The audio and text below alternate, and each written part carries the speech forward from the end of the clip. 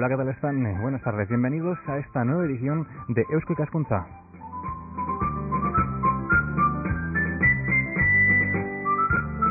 Por supuesto, esta semana también tenemos intención de acercarles un tema que seguro les va a interesar. Un saludo de parte de la Sociedad de Estudios Vascos Eusko Ikaskuntza y de quien les habla, Felipe Retamal. ¿Y qué podemos decir del tema de hoy? Pues bien sencillo, con motivo de cumplirse 50 años del fallecimiento del gran escritor donostiarra, hablamos de Pío Baroja. Eusko Ikaskuntza, Sociedad de Estudios Vascos, ha querido recuperar a un personaje que el escritor hizo célebre.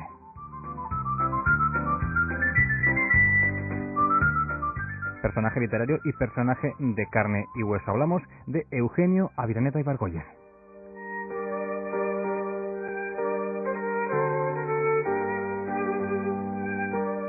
Y hablamos también de un espectáculo audiovisual, Aviraneta, un conspirador guipuzcoano que recorre un periodo de la historia vasca que va desde la Guerra de Independencia hasta la Primera Guerra Carlista, desde la perspectiva de un vasco liberal, contradictorio y socarrón, que ha sido unánimemente considerado como un maestro en el arte del enredo político.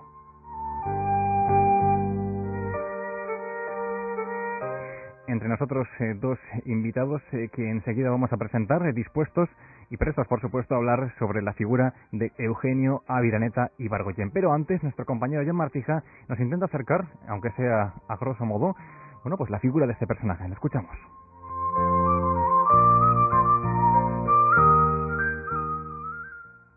De origen vasco, se le conoció por sus múltiples contactos en Francia durante el reinado de Fernando VII y el apoyo a los movimientos liberales, ayudando a los afrancesados en el exilio.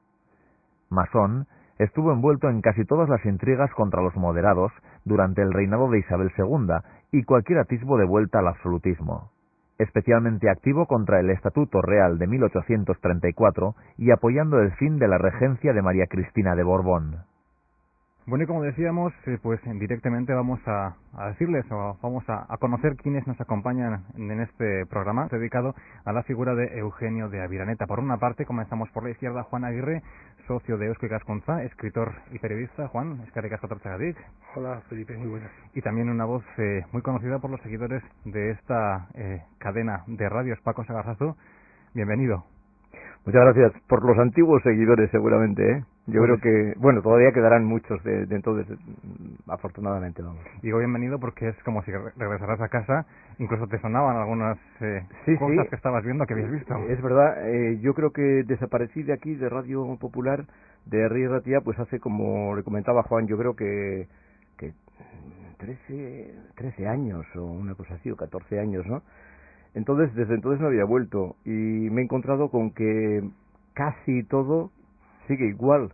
Entonces he tenido una impresión como bastante extraña. No sé si me ha desafonado o me ha alegrado o todavía no sé especificar qué es lo que, no sé, el sentimiento que he tenido, ¿no? Porque he tenido algún sentimiento. Bueno, tenemos minutos por delante, si más tarde, pues se enciende la bombilla y no os puedes decir, tranquilamente nos lo dices.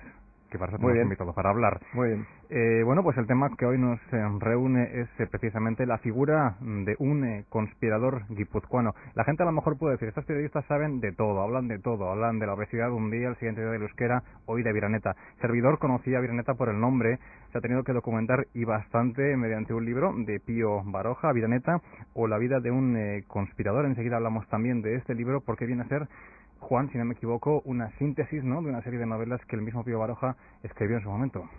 Pues sí, efectivamente, en los años, yo creo que es entre los años 15 y 20 o 20 y tantos, Baroja se obsesionó casi por este personaje que era antepasado suyo personal, Eugenio Aviraneta, personaje histórico, por tanto, sobre el que investigó en bibliotecas, archivos, etcétera, para rescatar todas sus experiencias y las fue convirtiendo en lo que en un principio iba a ser, él mismo lo cuenta en sus memorias, ¿verdad?, que les inició pensando escribir una novelita, luego hizo 2, 3, 4, se convirtió en una de sus mayores producciones, que es la que corresponde a las Memorias de un hombre de acción.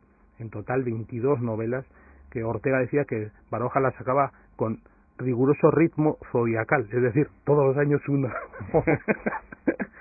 Eugenio de Aviraneta, para cualquiera de los dos, porque creo que los dos le conocéis, uno por lo que ha estudiado y otro porque ha tenido que encarnarse prácticamente en la figura de este conspirador. ¿Quién era? Hombre, yo creo que Juan ha profundizado muchísimo más que yo, ¿eh? Yo también lo he hecho, he procurado hacerlo porque tampoco te puedes enfrentar a encarnar o tratar de encarnar a un personaje sin tener una idea pues bastante profunda sobre él, ¿no? Y yo también pues lo he estudiado, pero Juan indudablemente te podrá contestar mejor a la pregunta.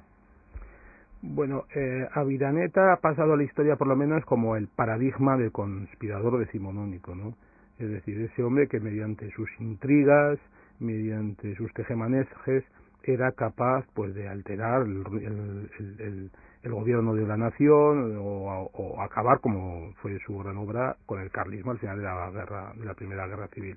Era un intrigante profesional en una época en la que la política solamente podía hacerse a base de intrigas, puesto que no había alternancia, no había un sistema democrático de regulación de alternancia, y entonces los gobiernos se hacían y se deshacían a golpe de intrigas. Y en este arte de la política, de la intriga, de la conspiración, pues Aviraneta sin ninguna duda fue el número uno. Una época, como decíamos antes de comenzar esta grabación, bastante convulsa, ¿no? Porque hablábamos de cambios de gobierno mensualmente, no, pero cada año o cada 2 años sí. Sí, o incluso menos.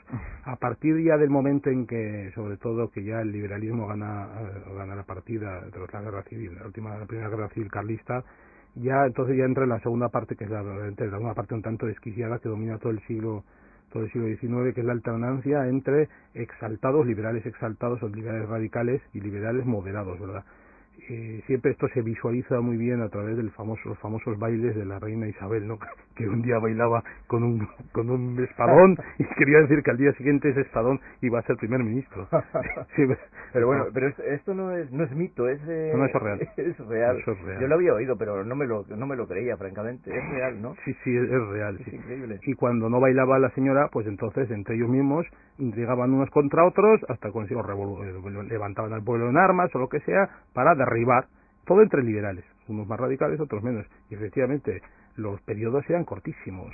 Había gobiernos que duraban, bueno, aquí por ejemplo un famoso guipuzcoano de Deva, un militar guipuzcoano, tuvo un gobierno que le duró, me parece que 3 meses. Ya. Felipe, yo no sé si bueno, estamos en un coloquio, ¿no? Tranquilamente. En un coloquio absolutamente libre, ¿no? ¿Me permitirás hacerle alguna pregunta a Juan? Por supuesto. ¿Sabes? Vamos a hablar los tres aquí. En realidad me va a venir bien, ¿sabes? El preguntarle algunas cosas para luego enfrentarme mejor al personaje, ¿no? Y a la época, por supuesto. Sí, entonces yo, fíjate, según venía para aquí, me he dicho, Aviraneta ¿era un hombre con escrúpulos o estaba tan sobre el bien y el mal, por encima del bien y del mal, que carecía de escrúpulos y todo lo que hacía podía ser por él mismo justificado? Yo creo que esa respuesta... Ahí tengo, ¿sabes? No, pero esa es también la pregunta mía. Yo creo que el espectáculo que hemos hecho juntos es lo que plantea un poco, ¿no? Claro. Deja en el aire esa intervalo. No habíamos hablado de esto. No habíamos hablado. Y es el nudo de todo. Sí. El nudo. Sí. Yo creo que todos los biógrafos que han atacado a este personaje hacen la misma pregunta, ¿no? Ya. Y es que, ¿sabes lo que pasa? Que, como tú sabes perfectamente, Juan, hemos hecho nada más que un espectáculo de esto. Bueno, es una lectura dramatizada, que quede claro. Pero hemos hecho una función, digamos. Entonces, tú sabes perfectamente que no habíamos ensayado mucho. Tú me habías dado unas directrices, creo que muy claras, y que me sirvieron perfectamente, creo, para esa primera función. Y yo me lancé con el paracaídas, que el paracaídas es el texto, que bueno, creo que ya te lo he dicho, pero ahora no me cuesta nada volver a decírtelo, que me parece fantástico el texto, ¿no? Entonces, yo me lancé ahí y tal, entonces me daba cuenta, según iba transcurriendo la lectura del texto, ¿no? Que de pronto me sentía, como a Aviraneta, me sentía malo, me sentía, ¿sabes? Pero me sentía como un demonio, de malo, de instigador y además sin escrúpulos y tal. Y de repente a veces me sentía sinceramente dolido, sinceramente arrepentido de algunas cosas que había hecho, ¿no? Me dolía el tener que haber hecho algunas cosas para conseguir también unas metas concretas, pero yo tengo la impresión de que de que es muy humano y de que a la larga todos somos muy humanos y que todos podemos estar predispuestos, a lo mejor no lo sabemos, pero podemos estar predispuestos a ser horribles y a ser, demonios y a ser ángeles, ¿no? Exactamente. Yo no lo podría decir mejor. Yo creo que hemos entrado en perfecta sintonía de ondas, según lo comprobamos ahora, porque efectivamente yo creo que lo bonito y lo moderno también del personaje es el aceptar que todos somos un poco así, ¿no? Sí. Cuando creemos en algo y creemos que algo es una causa verdaderamente buena y tal, somos capaces en ocasiones de cometer excesos, quizás no tales como Aviraneta, tampoco nos enfrentamos a las circunstancias históricas a las que él se ha enfrentado, ¿no? Pero somos capaces de hacer cosas terribles. Pero luego, por otro lado, también, ¿no? Nos duele, porque ese es un precio a pagar, ¿no? Es un precio interior a pagar muchas veces, ¿no? Sí. De modo que yo creo que esa ambigüedad del personaje, creo que funciona porque me parece a mí que el ciudadano de hoy nos reflejamos un poco, ¿no? A mí, sinceramente, Juan, me da un poco de miedo enfrentarme a Aviraneta en la función, y me da un poco de miedo porque a veces lo veo tan sumamente cínico. Yo cuando es cínico disfruto un montón, ¿no? Porque me gusta hacer papeles fuertes, ¿no? O sea, personajes fuertes y tal, ¿no? Y cuando es cínico de verdad, ¿no? Entonces yo disfruto un montón. Pero al mismo tiempo, esa primera vez que hicimos la función en Irún, yo pensaba, pero bueno, este es un personaje de carne y hueso, se puede ser tan vil de alguna manera en ocasiones, ¿no? Ortega y Marañón también, y Azorín hablaron sobre Aviraneta, ¿no? Le hablaban lo definió un poco como un genio de la travesura política. Ajá. Es una forma de Dors decía, ¿no? Que al final la historia se escribe a través de la travesura, ¿no? Efectivamente, la travesura tiene que ver un poco más con las herramientas, el cinismo tiene que ver con la moralidad, y eso es lo que verdaderamente impone. De todos modos, yo creo que el personaje él mismo se justifica bastante bien, no es que yo se haya justificado, sino se justificaba en sus propias memorias, ¿no? En el sentido de decir, bueno, en esta época es que no hay otra manera de actuar en política, y si queremos imponer estas ideas, libertad, igualdad, fraternidad, que venían de Francia y que en España tardaron mucho en penetrar, no queda más remedio más que forzar. Y si encima adelante se nos plantan los absolutistas, estos carlistas y tal, que no nos dejan seguir avanzando, pues hay que utilizar sus propias armas. ¿Te acuerdas? Que en la representación se dice, ¿no? Hay que utilizar sus propias armas. Y sus armas, y las armas que hay son estas. Sí. Ahora, entonces, en este juego perverso, yo soy el mejor. Él lo dice orgullosamente, ¿no? Yo soy el mejor. Este es el juego que hay. Pues yo soy el mejor en esto. Sí. Pero efectivamente tiene esa ambigüedad moral que a veces es como una especie de monstruo y otras veces es un personaje de carne y hueso fascinante, ¿no? Cuando se justifica, por ejemplo, ante la historia, ¿no? Que esto es escrito por él prácticamente. Bueno, tenemos El Príncipe de Maquiavelo y todo eso. Efectivamente, ¿no? Una obra muy mal comprendida, por otra parte, pero muy realista. Es el comienzo un poco del pensamiento político realista, ¿no? De decir, bueno, pues al fin y al cabo los seres humanos actuamos por egoísmo. ¿Para qué vamos a decir lo contrario? ¿No es verdad? Y a partir de ahí todo ya se... Bueno, más de uno y más de dos precisamente aludieron a esa figura, ¿no? Maquiavelo, y hubo quien dijo que era el Maquiavelo guipuzcoano. Bueno, se lo he dicho yo. Ah, sí, yo no lo sabía. Sí, yo que citaba Maquiavelo, no sé. Sí. Porque me recuerda un poco es que recuerda, evidentemente, porque es lo que importa al final. Baroja sí dice en varios momentos de sus obras, dice, sin citar a Maquiavelo, dice, a Aviraneta no le importaban los medios, no le importaban los medios, importaban los fines exclusivamente. Pero bien, ves, no sabíamos que quien hizo la equiparación esta era tú precisamente. No se puede decir cosas sin firmar, ya, porque luego te quitan la autoridad. Es verdad, sí, cierto, sí. ¿Cómo se mete a Eugenio de Aviraneta en estos embrollos? ¿Cómo decide, bueno, pues hacerse, como hoy alguno vendría a reconocer, fontanero, ¿no?, dentro de la política? Bueno, este hombre tiene unos comienzos biográficos también muy curiosos. Su padre había sido colaborador con Napoleón y por ello fue procesado, o sea, cuando la invasión francesa, ¿verdad? Y ahí parece que hay una cierta rebeldía de él, de chaval, siendo chaval Aviraneta, que cuando su padre era colaboracionista de los invasores franceses, él coge y siendo un crío de 16 años, se va a la guerrilla, se apunta a la guerrilla para combatir a los franceses. Ahí parece que hay un gesto de rebeldía respecto a su padre. Pero como tantas veces sucedió, en la guerrilla se empaparon también de ideas. O sea, la guerrilla fue luego el gran núcleo del liberalismo español, ¿no? y pues ahí junto con el empecinado y el cura Merino y tal, este hombre pues se fogueó durante los años de la guerrilla contra Napoleón. Y ya en la etapa del trienio liberal, ya él alcanzó ahí un cierto estatus bastante interesante, tuvo cargos en Aranda de Duero, etcétera, en el año 2023, y una vez que vuelve en la década ominosa, viene el absolutismo a través de Fernando VII, etcétera, es cuando verdaderamente él pasa a la oposición definitivamente y utiliza toda su sabiduría militar aprendida en la época de la guerrilla y su astucia personal para empezar a moverse en esta profesión de los urdemalas. Citabas a dos personajes ahora mismo, uno era el empecinado, otro era el cura Merino, con quienes tuvo amistades y luego enemistades, ¿verdad? ¿En esta época se podían tener amigos o eran siempre amigos que duraban, bueno, o que tenían fecha de caducidad, por decirlo de algún modo? Efectivamente, así es. También en la representación, ¿verdad? Lo dice el personaje, ¿no?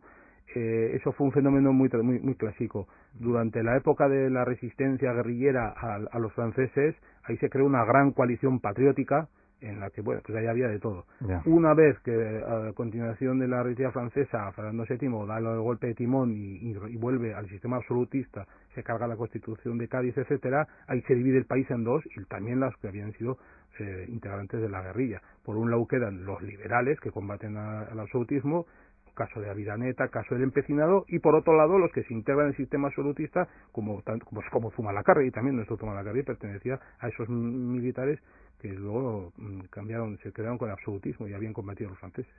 Debajo de estos bloques políticos había, como decíamos, grupúsculos, sociedades secretas. Hoy en día se habla mucho de ello, sobre todo a raíz del éxito del Código Da Vinci, ¿no? Sociedades secretas que por debajo, bueno, pues manejan los hilos de las distintas sociedades. En esta época también se hablaba mucho de ello y habíalas, ¿no? Valga la expresión.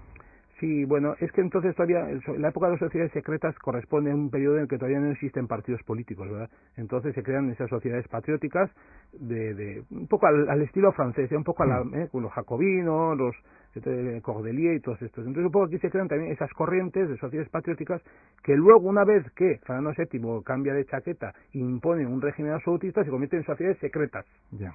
Clubs patrióticos, a manera francesa, luego se convierten en sociedades secretas. Y evidentemente algo que está constantemente en el mundo del liberalismo español y en el que Aviraneta tuvo también un papel destacado, que es la masonería. La masonería tiene un papel destacadísimo en la expansión de las ideas liberales en España. ¿Hablamos solo de política o hablamos también de ideas religiosas o ideas en cuanto a las costumbres incluso? Evidentemente estaba muy mezclado, sí, estaba muy mezclado. Así es. Aviraneta en algún momento cuando justifica por qué él tiene tanta inquina a los carlistas, que muchos de ellos eran gente conocida suya, ya sabes, el País Vasco se dividió, ¿no?, entre carlistas y liberales, y muchos de esos carlistas eran amigos suyos, o habían sido amigos suyos, y él siempre decía que todo eso era por la vía anticlerical. Él era un anticlerical, y como anticlerical, por tanto, era anticarlista, evidentemente.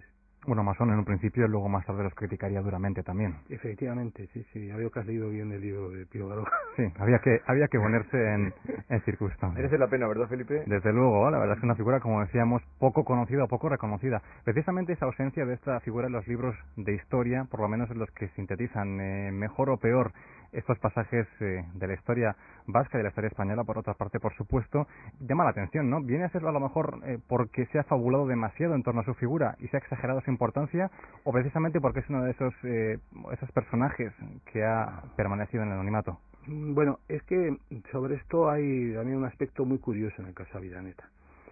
En realidad, el primero que empezó a hacer literatura con Aviraneta fue Aviraneta. Yeah. Aviraneta empezó a ser un escritor de informes. Bueno, además de sus famosas cartas apócrifas y todo este tipo de contaminaciones políticas, que era una parte de su trabajo, luego llegó un momento en que se convirtió en un especialista en hacer informes en los que iba contando todo lo que él había hecho para que se reconociera un poco y tal y cual. Y él era además un gran amante de de las novelas por folletín, muy típico de la época, ¿no?, de los folletines.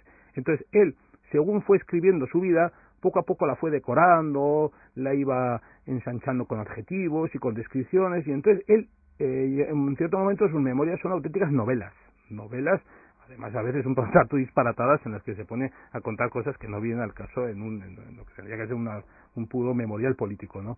De modo que eso hace que luego, cuando ya el historiador se pone un poco en serio a analizar a Aviraneta a través de sus propios textos, dice, bueno, este señor es un poco cantamañana, este tío no, este tío exagera todo y tal. Y ahí viene el gran debate. Ya Castillo Puche, ya en los años 50, hizo un libro entero diciendo todas las mentiras de Aviraneta, que era un poco lo contrario de Baroja. Así como Baroja lo exalta y pone como que es un hombre de probo y un hombre de tal, pues el otro hace lo contrario. Va a hundir y a demostrar que todo lo que dijo Aviraneta era mentira. Y fue un gran estafador y un jetas. Incluso al punto de decir casi que se estuvo a punto de venderse al carlismo, lo cual, vamos, hubiera sido casi un pecado. Luego yo creo que ya la historiografía más reciente, ya yo creo que ha encontrado el punto medio, ¿no? Efectivamente, Aviraneta, pues sí, se hinchó a sí mismo, cargó las tintas donde más le interesaba, en aspectos de los que no había testigos y solamente él podía hablar, etcétera. Es probable que al final ni él ganara la guerra carlista, como se atribuye a sí mismo, pero tampoco es lo que decía Espartero, que no había tenido nada que ver, que casi como que él pasaba por allí. No, probablemente sus intrigas tuvieron bastante pesos en la deshecha del ejército carlista. Ahí está el punto de equilibrio, ¿verdad? De modo que, históricamente, que es a lo que tú me preguntas, históricamente tiene esa dificultad el personaje, ¿verdad? Que los rastros que ha dejado como intrigante, etcétera, son difusos, y luego lo que él ha contado como testimonialista, como memorialista, pues está plagado de aspectos discutibles. Y el Aviraneta de Baroja, pienso yo que puede ser también un poco trasunto del propio, vamos, de los anhelos del propio Baroja, ¿no? Que todos sabemos que le hubiera gustado tener muchísimas aventuras y como no tuvo tantas, pues las escribió, ¿no? Sin ninguna duda. En el caso de los Aviranetas de Baroja, bueno, hay dos aspectos. Uno, que Baroja no escribió Humo de Pajas, sino que se documentó. Él persiguió por todos los libros, por bibliotecas, por archivos, por mercadillos buscando, y cuando alguien sabía que aparecía en París o tal, un folletito a Aviraneta, se lo mandaba y a Baroja lo compraba. Él compró todo lo que encontró en su vida sobre Aviraneta. Entonces, era el único que verdaderamente llegó un momento que tuvo sobre su mesa todo lo que Aviraneta había escrito. Eso luego se perdió.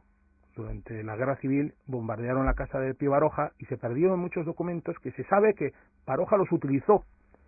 Por ejemplo, el caso de la amistad con Lord Byron. No hay documentos que digan de que Aviraneta fue amigo de Lord Byron, sin embargo, Baroja lo confirma y dice sí. Y Julio Caro Baroja. No es invención del propio Baroja el que Aviraneta fuera amigo, muy amigo además de Byron, ¿no? Efectivamente, no. Incluso Julio Caro Baroja, fallecido hace un poco menos de 10 años, decía de que no, que es que él siendo chaval había visto los manuscritos de Aviraneta, cómo contaba que con Lord Byron en Missolonghi, que estaban allí, tal y cual, la descripción, manuscritos que se perdieron en la casa de Pío Baroja cuando la guerra civil. De modo que hay mucha documentación que no se conoce, que se ha perdido en los libros de Baroja. Pero luego, por otro lado, efectivamente, el aspecto que tú señalas. Pío Baroja lo convirtió en su alter ego, literario Aviraneta, ¿no? O sea, Baroja en realidad era un ratón de biblioteca, era un hombre un poco misógino, que el aventurero tenía muy poco, desde luego, y que lo único que iba es siempre con sus libretas de viaje a tomar notas para sus próximos libros y tal y cual. Pero sin embargo a él le hubiera gustado ser un aventurero, un calavera, un vividor, un Don Juan, y todas esas cualidades que él le hubiera gustado ser, las proyectó en este personaje que es pues, su otro yo, sí. En esta novela, como guapo no lo describe, solo faltaba eso, pero como Rambo sí. Hay un pasaje alucinante en el que él está subido a un tejado con una ametralladora que había, rescatado de un barco, creo recordar, y estaba, ametrallando a mexicanos como un poseso. Sí, cuando lo de México, sí, la aventura barrada, sí. La verdad es que es un pasaje raro. Y eso también me ha llamado mucho la atención, no sé si es ficción, es realidad, y también es bastante curioso.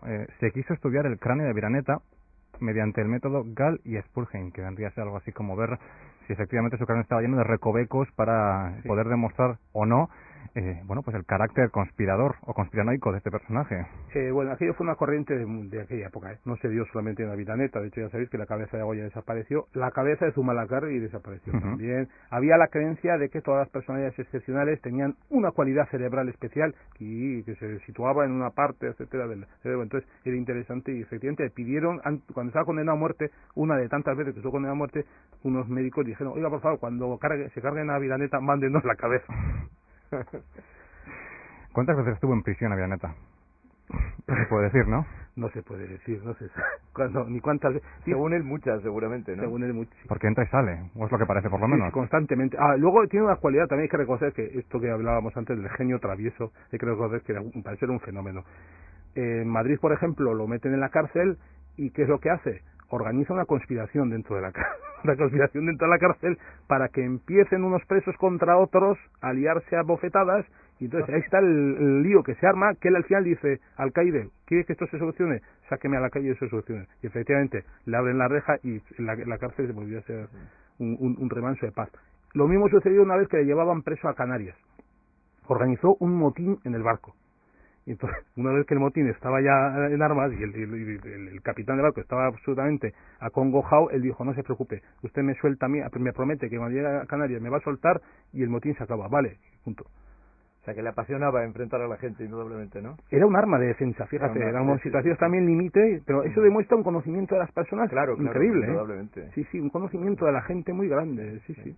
Siempre escapó, siempre logró huir, escaparse o librarse, como decíamos, mediante este tipo de artimañas. Otra gran pregunta es cuántas veces fue condenado a muerte, que viene a ser más de lo mismo, yo creo. Sí, dice Baroja en el prólogo de ese libro, habrás leído, que dice que cuando ya en sus años de vejez, que vivía aquí en San Martín, en San Sebastián, que él iba por ahí contando anécdotas a todo el mundo y se vanagloriaba que había estado muchas veces condenado a muerte. Sí. ¿Cómo se salva de todas?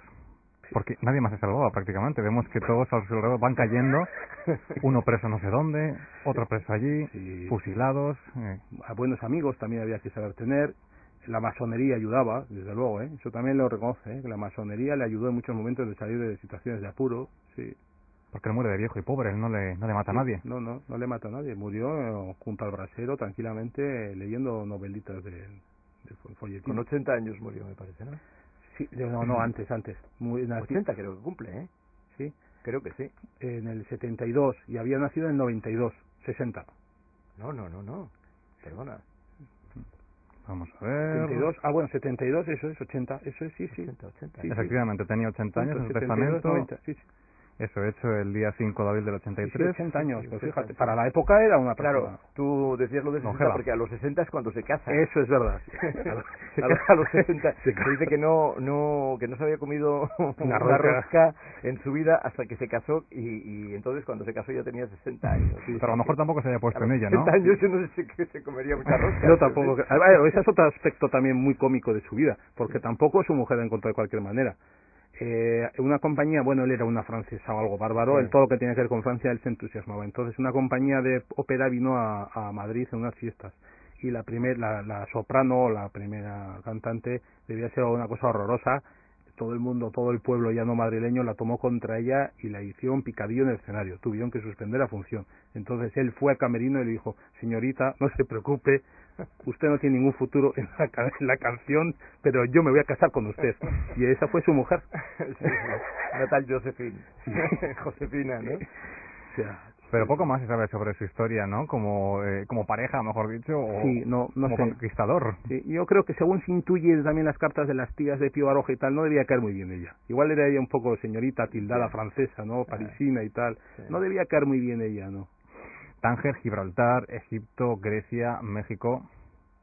Sí, México, fíjate. Increíble. Y México no para cualquier cosa. Esta es otra aventura también muy bonita. México para reconquistarla entera. La aventura era: Aviraneta, ve a reconquistar México justo cuando acababa de perderse, ¿no? Después de la rebelión de Benito Juárez, etcétera. Vete a reconquistar México. Y dice: ¿cómo que reconquistar México? ¿Os creéis que esto es como en la época de Hernán Cortés, que 4 tíos a caballo conquistan México, no? Pues sí, inténtelo y tal. Claro, una aventura totalmente enloquecida, sí. Pero también lo curioso es que él fue ganando grados dentro de, porque él había desde las guerrillas con el empecinado, él tenía grado ya militar. En la caballería, y poco a poco fue ganando grados, pero fíjate cómo era este personaje, que ya de muy mayor es cuando él reclama: oiga, si yo tengo este grado y tengo derecho a una pensión. Pues es verdad, y le tienen que dar un montón de años de retraso. Nunca se había preocupado el tipo de recoger. Sí. Y ahí hay un aspecto es un texto que yo lo he cogido de su propia autobiografía, que me parece que es muy bonito, en el que él resume un poco lo que ha sido su vida, absolutamente desinteresada, un poco enloquecida. Paco, ¿nos lo lees? Sí. Dice: si piensan algunos que he sido conspirador de profesión para mis ventajas personales, se equivocan. Jamás hice antesalas, ni incensé al poder, ni me postré ante los mandarines. Nunca pretendí ascensos ni distinciones, ni usé de las que puedo porque supe ganarlas. Ni ambicioso ni interesado, No he conspirado para ser ministro o alto funcionario. Nadie levantará un dedo con verdad diciendo que he estafado un real. Mi nombre no ha figurado ni en vida ni después de muerto en el panteón de los liberales ilustres, y ni siquiera me han dado un retiro digno en las páginas de la historia.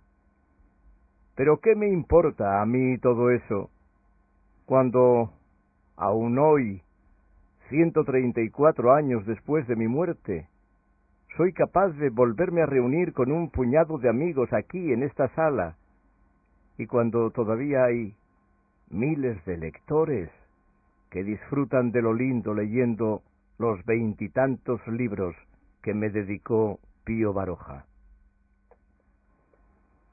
Y así es, desinteresadamente, ¿verdad? En ningún momento él hace ninguna alusión económica. Sí que le hubiera gustado, parece, tener alguna distinción, Sí.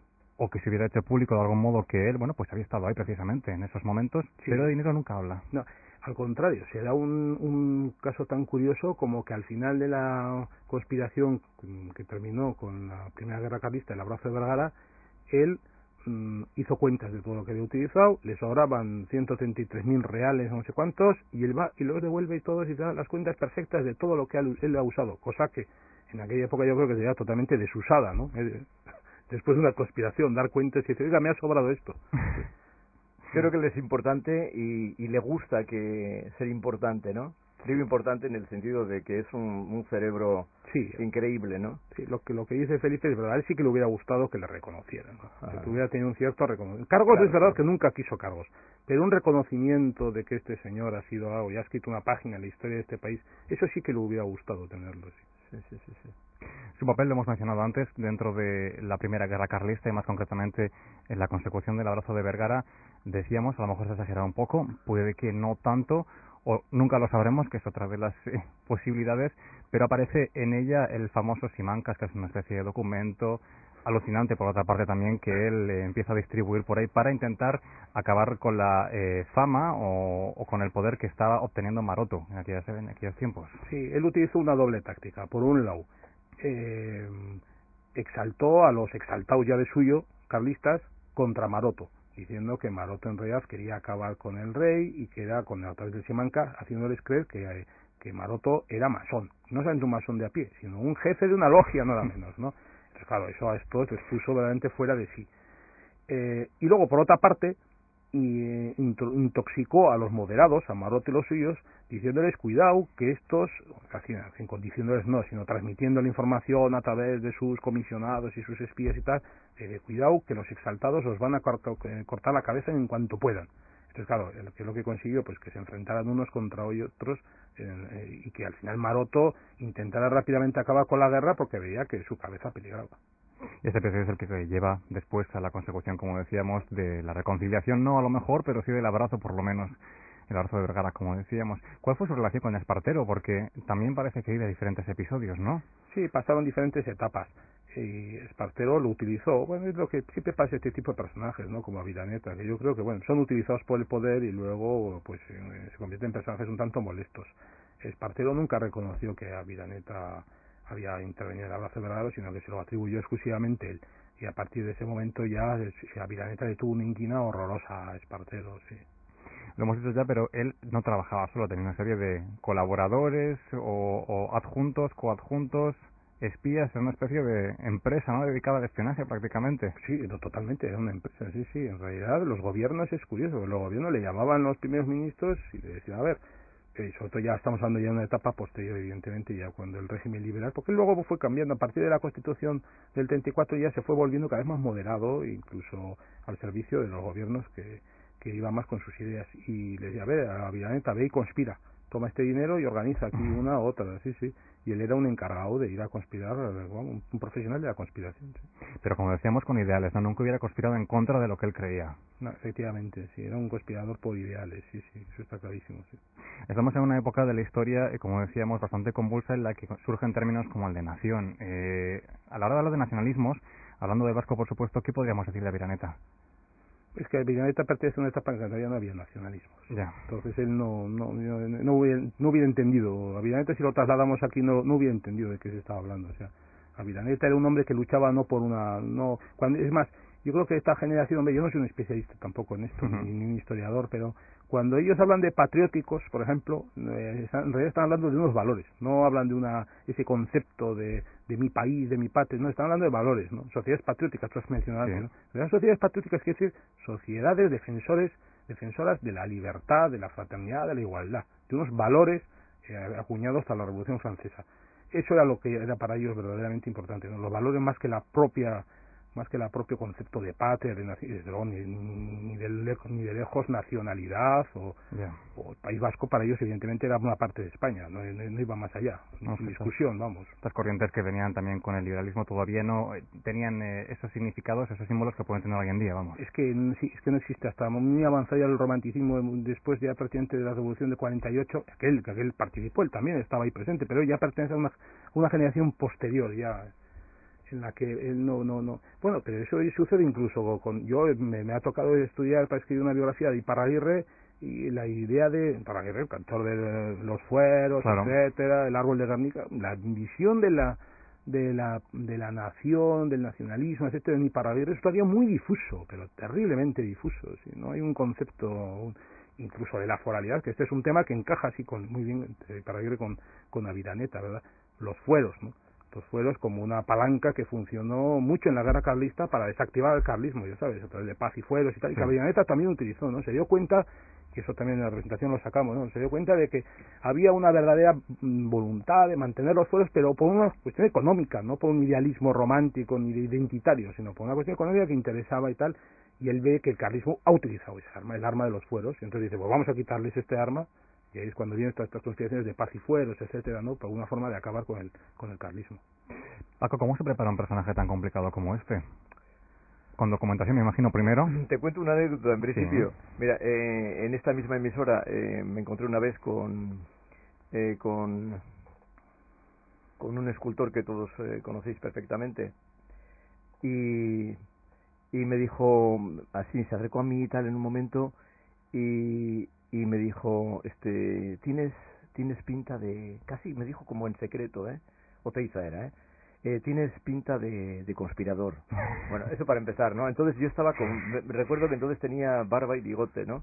Entonces cuando Juan me propuso hacer este personaje, hacer en lectura dramatizada, insisto, entonces dije, me acordé de esta anécdota, ¿no? Y dije, bueno, pues me voy a dejar un poco de bigote, lo que pueda, ¿no? De bigote y barba, lo que pueda para esa fecha, porque si Oteiza consideraba que con barba y bigote tengo aspecto de conspirador, pues qué mejor para encarnar ese personaje. Entonces, ¿cómo te enfrentas a este personaje? Pues bueno, pues lo que decíamos antes, primero tratando, yo también me he dejado un poco el libro que nos has enseñado desde ahí, ¿no? De Pío Baroja, hablando bastante con Juan, ¿no? Que Juan está imbuidísimo del tema, ¿no?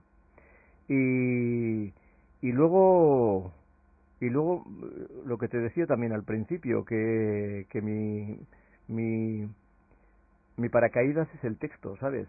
O sea que me dejo llevar por el texto y por lo que se me vaya ocurriendo en el momento, ¿no? Tratando de meterme en el personaje lo más posible y ser lo más sincero posible, ¿no? Y hacer lo que creo que en ese momento hay que hacer, nada más, no tiene mayor secreto, ¿no?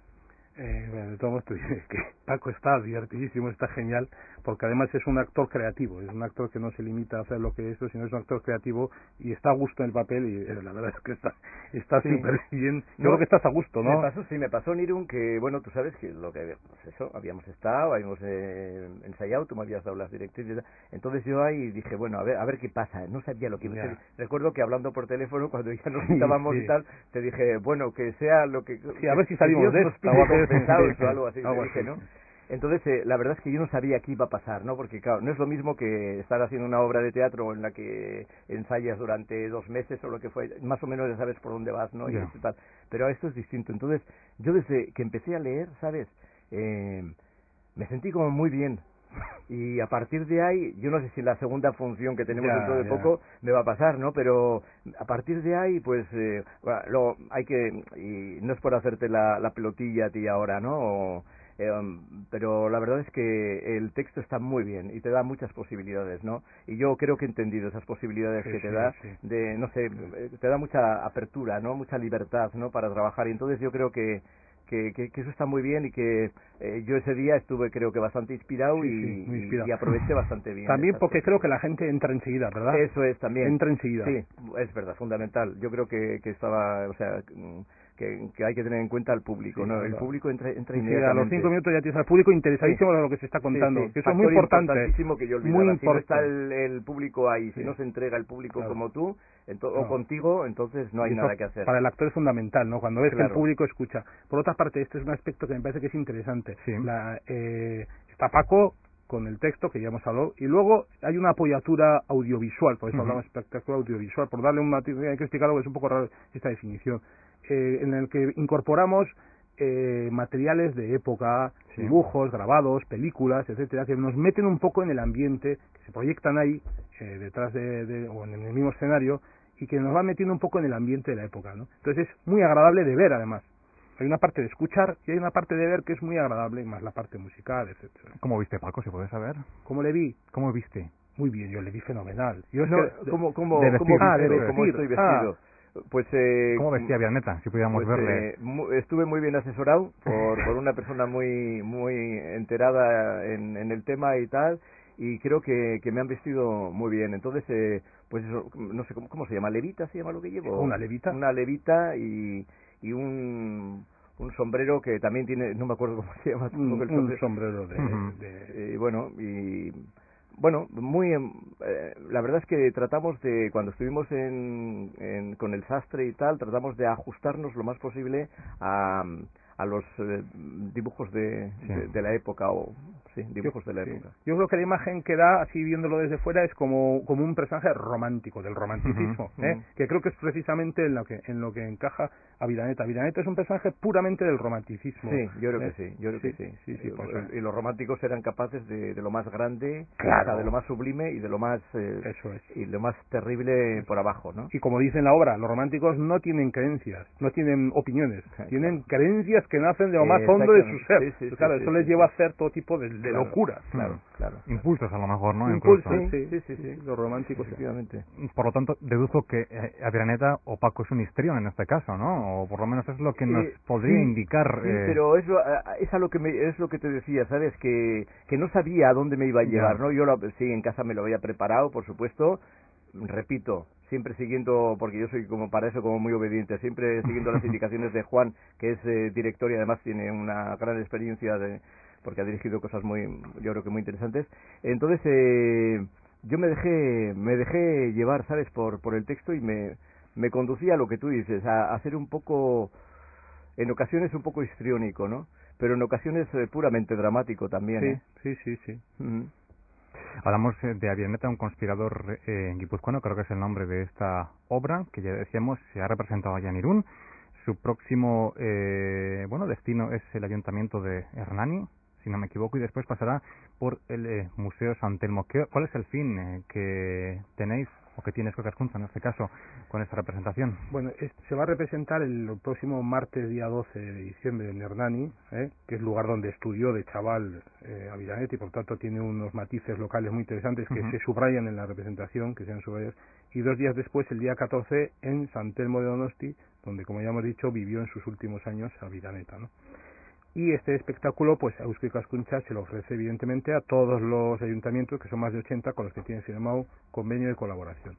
El nacimiento de esto es, bueno, pues una forma de conmemorar el 50º de Pío Baroja. Se estudiaron varias posibilidades. Una posibilidad era entrar a fondo con el personaje, con el autor, analizarlo, una penetración un análisis un poco más académico.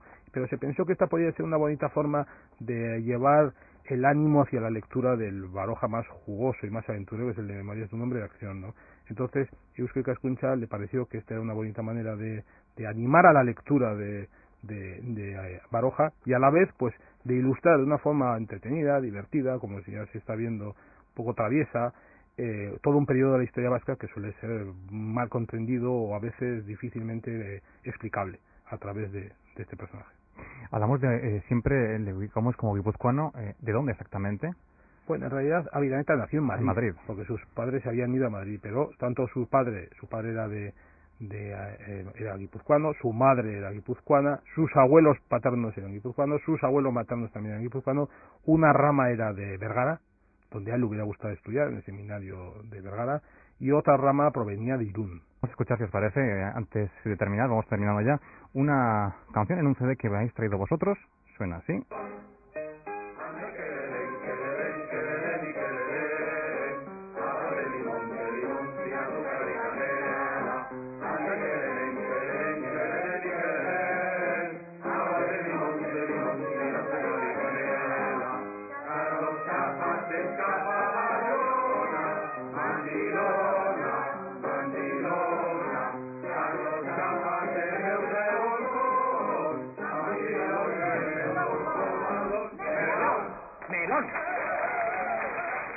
¿Qué era esto?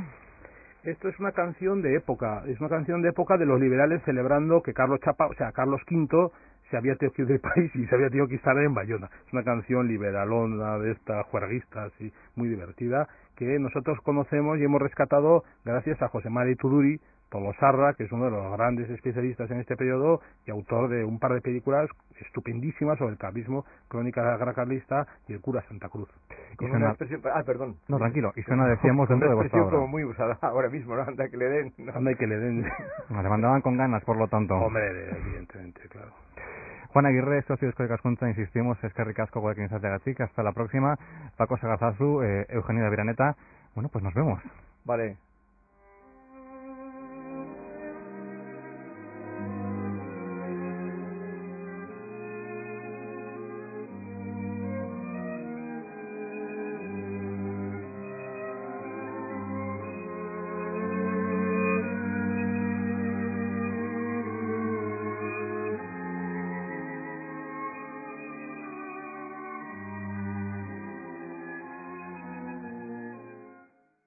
Y por si nos dejábamos algo, volvemos a recordar cuáles son estas fechas. Lo hemos indicado durante la tertulia, pero va a haber un espectáculo, insistimos, de título Aviraneta, un conspirador guipuzcoano. Los detalles los tiene Jon Martija.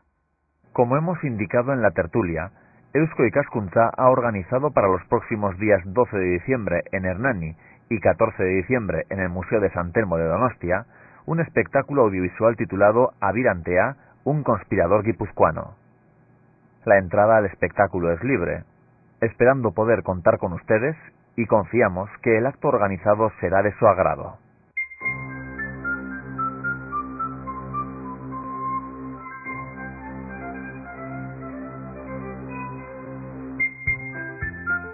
Y recordando a Pío Baroja y recordando, por supuesto, a Eugenio Aviraneta y Bargoyen, nos vamos hasta la próxima semana.